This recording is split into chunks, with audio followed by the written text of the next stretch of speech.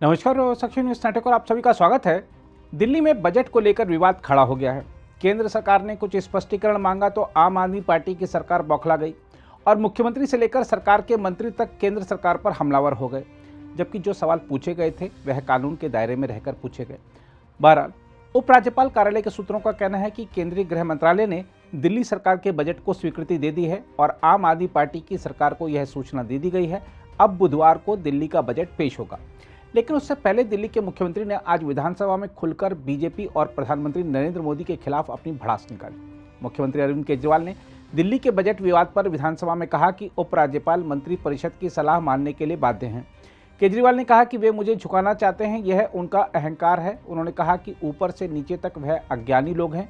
उनके यह कहते ही बीजेपी विधायकों ने हंगामा शुरू कर दिया, जिस पर मुख्यमंत्री ने कहा कि मैंने अज्ञानी और अनपढ़ कहने के दौरान किसी का नाम नहीं लिया, तो हंगामा क्यों। हम आपको याद दिला दें कि हाल ही में केजरीवाल ने प्रधानमंत्री नरेंद्र मोदी को अनपढ़ कहते हुए उन पर हमले शुरू किए हैं। विधानसभा में हालांकि उन्होंने प्रधानमंत्री का नाम तो नहीं लिया, लेकिन हाल ही में कर्नाटक और छत्तीसगढ़ की जनसभाओं में उन्होंने कहा था कि देश को अनपढ़ प्रधानमंत्री नहीं चाहिए। विधानसभा में केंद्र पर तंज कसते हुए मुख्यमंत्री केजरीवाल ने कहा कि हम काम करना चाहते हैं, हम लड़ना झगड़ना नहीं चाहते, झगड़े से किसी का भला नहीं होता। अगर टकराव नहीं होते तो दिल्ली में 10 गुना अधिक प्रगति हुई होती। उसमें दिल्ली का बजट पेश होना था। केंद्र सरकार ने कल शाम को उस बजट के ऊपर रोक लगा दी। आज दिल्ली विधानसभा के अंदर बजट पेश नहीं हो पाया। इसके ऊपर हम लोग चर्चा कर रहे हैं।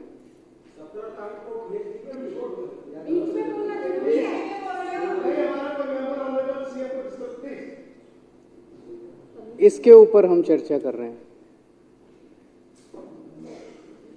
मैं समझता हूं बाबा साहब अंबेडकर जब संविधान लिख रहे थे, उन्होंने शायद सपने में भी नहीं सोचा था कि एक ऐसी सिचुएशन भी संविधान जो है वो तरह तरह की सिचुएशन से डील करता है। उन्होंने सपने में भी नहीं सोचा था कि एक ऐसी सिचुएशन भी इस देश के अंदर आ सकती है कि केंद्र सरकार किसी राज्य सरकार के बजट को रोक भी सकती है। एक ऐसा कॉन्स्टिट्यूशनल क्राइसिस, मैं तो कहूँगा ये कॉन्स्टिट्यूशनल क्राइसिस भी नहीं है, it is an attack on the constitution of this country. इस देश के संविधान के ऊपर हमला किया गया है। ये कहा जा रहा है, ये डेट्स सारी बताई जा रही हैं। 10 तारीख को दिल्ली सरकार ने बजट सेंटर को भेजा। 17 तारीख को सेंटर ने कुछ ऑब्जेक्शंस लगा के वो बजट दिल्ली सरकार को भेजा। अभी माननीय लीडर ऑफ अपोजिशन साहब कह रहे थे कि एलजी साहब ने कुछ ऑब्जेक्शंस लगाए। संविधान के अंदर एलजी को कोई ऑब्जेक्शन लगाने का अधिकार नहीं है। He is bound by aid and advice of the council of ministers. Supreme court का आदेश है। एक मिनट मेरे को पूरा, मैं 1 मिनट पूरी कर लेता हूँ। हाँ, 1 मिनट। लीडर ऑफ अपोजिशन कह रहे हैं ऑब्जेक्शन नहीं, ऑब्जर्वेशन। चलो कोई बात नहीं। सुप्रीम कोर्ट का 2018 का ऑर्डर साफ साफ कहता है, संविधान का आर्टिकल 239AA4 साफ साफ कहता है that lieutenant governor of Delhi और the administrator of Delhi is bound by aid and advice of council of ministers.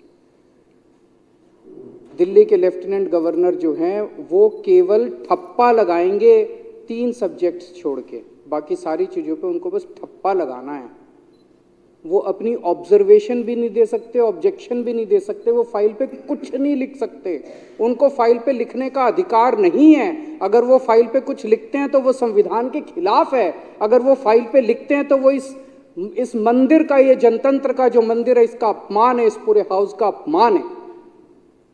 कुछ कहना है तो ये हाउस कहेगा। ये हाउस किस लिए बैठा है? ये जितने लोग हैं, चाहे ये बीजेपी के हैं, कांग्रेस के हैं, आम आदमी पार्टी, इनको जनता ने चुन के भेजा। फिर ये किस लिए चुने गए हैं? अगर एलजी नहीं दिल्ली चलानी थी तो? अगर केंद्र सरकार के पास बजट भेजा गया, केंद्र सरकार को उसमें आपत्ति करने का कोई अधिकार नहीं है। ये provision he unconstitutional, it is against the basic structure of democracy and basic structure of the constitution of India. कि किसी राज्य का बजट केंद्र सरकार को भेजा जा रहा है, पर चला आ रहा है कई सालों से।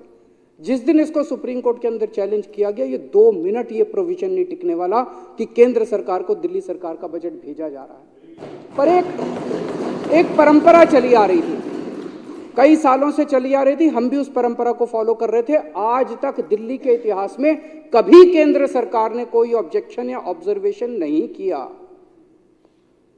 पहली बार ये परंपरा जो है इसको तोड़ा गया। उन्होंने ऑब्जेक्शन लगा के भेजे, ऑब्जर्वेशंस लगा के भेजे, वही अपने आप में असंवैधानिक था।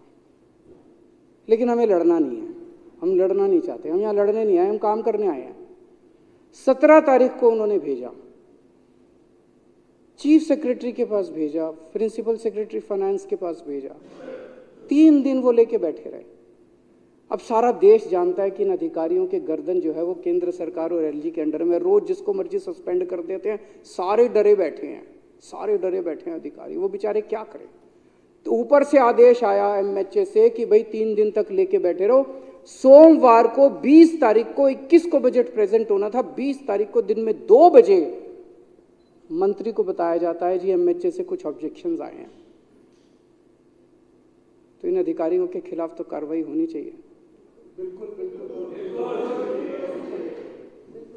फाइल जो है उसके संबंध में उसके बाद बार बार फोन कर रहा है मंत्री, फाइल उसके पास शाम को 6 बजे पुटअप की गई। उसके बाद अफरा तफरी के अंदर मंत्री ने नोट बनाया, जो भी ऑब्जर्वेशन थे। हमारे पास एक ऑप्शन था, हम लड़ लेते, कोर्ट चले जाते कि तुमने ऑब्जर्वेशन कैसे लिखे, हम तुम्हारा, पर मैंने मंत्री को कहा नहीं, हमें लड़ना नहीं है। उन्होंने जो ऑब्जर्वेशन लिखे हैं, 4 ऑब्जर्वेशन थे, चारों का हमने जवाब लिखा, कोई चेंज नहीं किया बजट में, सेम बजट। ईगो थी कि हमारा जवाब दो, दे दिया भाई साहब, आपके पैर छू लिए, पैर छू लिए उनके। आप ही की जिंदाबाद है सर, पूरी आप ही हो बस, और तो बाकी तो हम तो ऐसे ही हैं। क्या मिला इससे? यही मिला जो ये भी कह रहे हैं जिंदाबाद, बस ये राजनीति है, अहंकार है।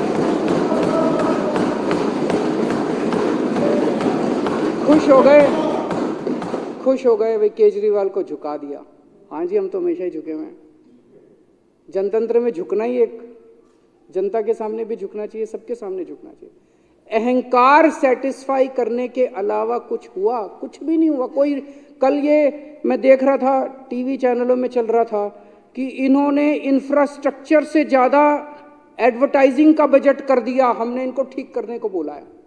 यही चल रहा था ना टीवी चैनलों में कि जी एडवर्टाइजिंग का बजट इन्होंने इंफ्रास्ट्रक्चर से ज्यादा कर दिया, हमने इनको ठीक करने को बोला है।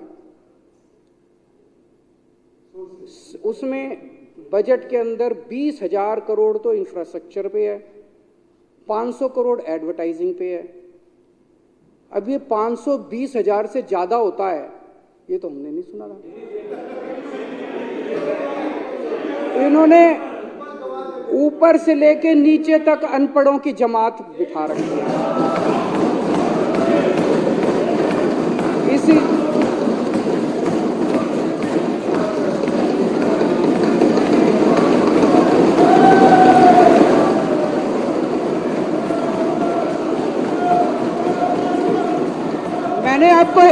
मैंने आपके नेता को नहीं कहा, मैंने आपके नेता को नहीं कहा, आपको कैसे लगा उसको बोला है?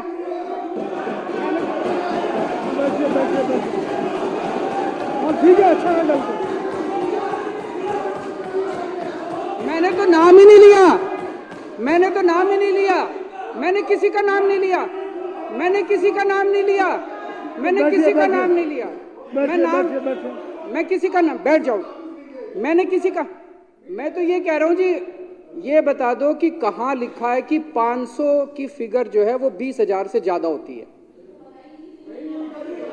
ये तो कहीं नहीं लिखा।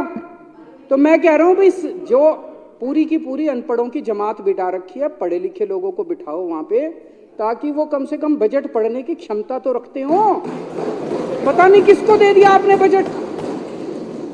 500 करोड़ रुपए पिछली साल रखा था, 500 करोड़ रुपए इस साल रखा है, सेम है, सेम टू सेम है, कोई बढ़ाया नहीं हमने, एज इट इज बजट रखा है। कहते हैं कल से चला रखा है बजट, एडवर्टाइजिंग का बजट बढ़ा दिया, एडवर्टाइजिंग का बजट इंफ्रास्ट्रक्चर से ज़्यादा। कहाँ कर दिया?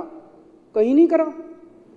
आज वो सेम टू सेम बजट हमने कोई चेंज करके नहीं भेजा, जो बजट में लिखा था उसी में से 4 लाइनें कोट कर करके भेज दी। आज एलजी साहब ने भी कल रात को 10:30 बजे लिख दिया अप्रूव्ड। यार ये क्या है यार? तो पहले ही अप्रूव कर देते, क्या जरूर थी? वो कह रहे थे मेरे सामने झुको, मेरे पैर पकड़ो। आपके सामने झुक गया ऐसा?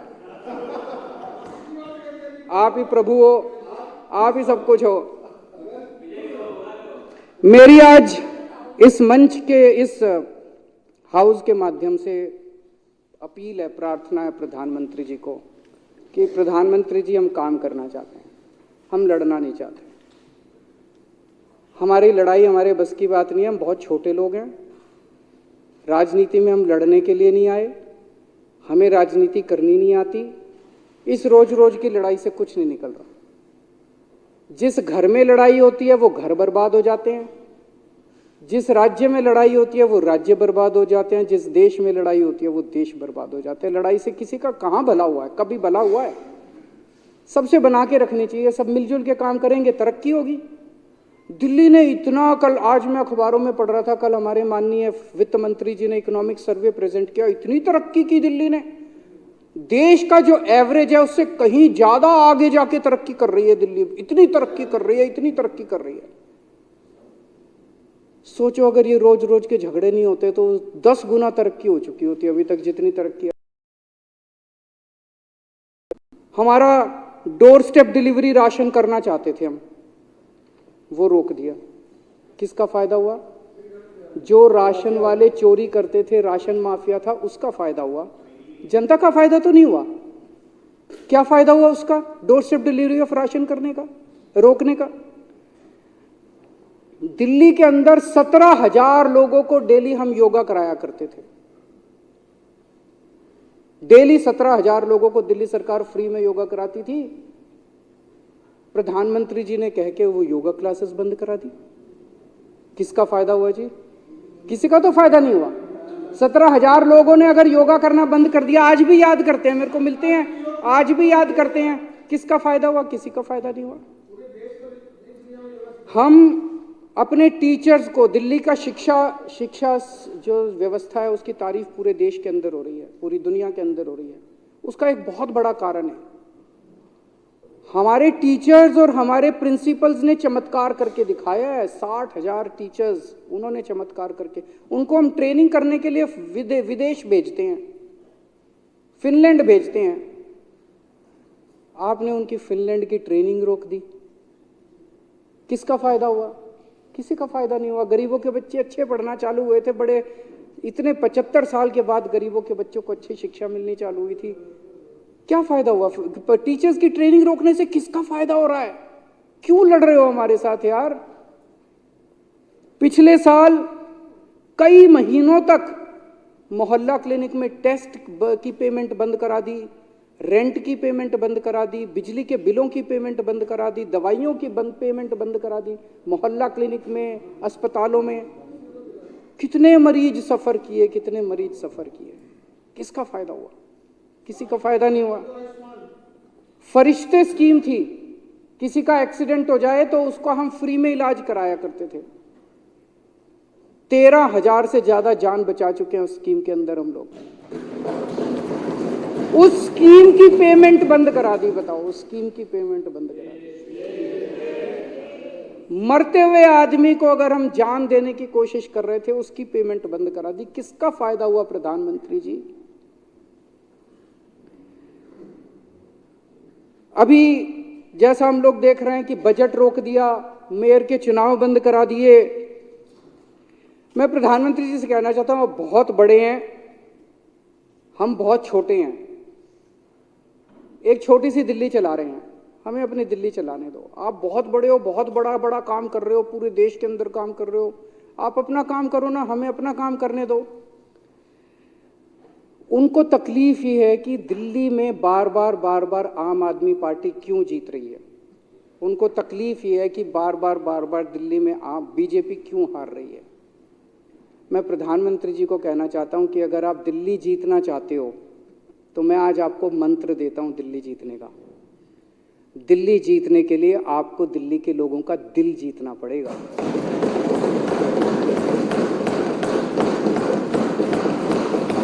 ये रोज रोज लड़ाई झगड़े करने से दिल्ली वाले आपको वोट नहीं देने वाले। मैंने अगर दिल्ली में 1000 स्कूल ठीक कर दिए, आपके पास तो बहुत पैसा है, आप 1000 नए स्कूल बना दो, देखो लोग केजरीवाल को वोट देना बंद कर देंगे।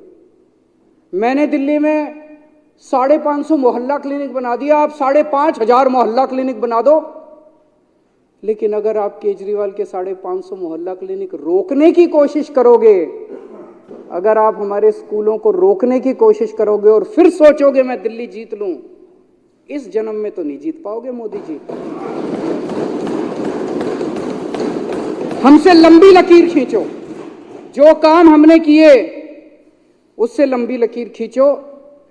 आज इस पूरे सदन की ओर से मैं प्रधानमंत्री जी को कहना चाहता हूं, हम आपके साथ मिलकर काम करना चाहते हैं, हम आपसे लड़ना नहीं चाहते। हमारे को लड़ाई करनी नहीं आती, हमको राजनीति करनी नहीं आती, हम आपसे मिलकर काम करना चाहते हैं, आपसे सहयोग चाहते हैं। हम बहुत छोटे हैं, जैसे परिवार में होता है। दिल्ली के लोग जो हैं आपके सामने छोटे भाई की तरह हैं, लेकिन अगर कोई बड़ा भाई रोज आके छोटे भाई को 2 थप्पड़ मारेगा, रोज आके उसको डांटेगा, तो छोटा भाई भी बेचारा कब तक बर्दाश्त करेगा।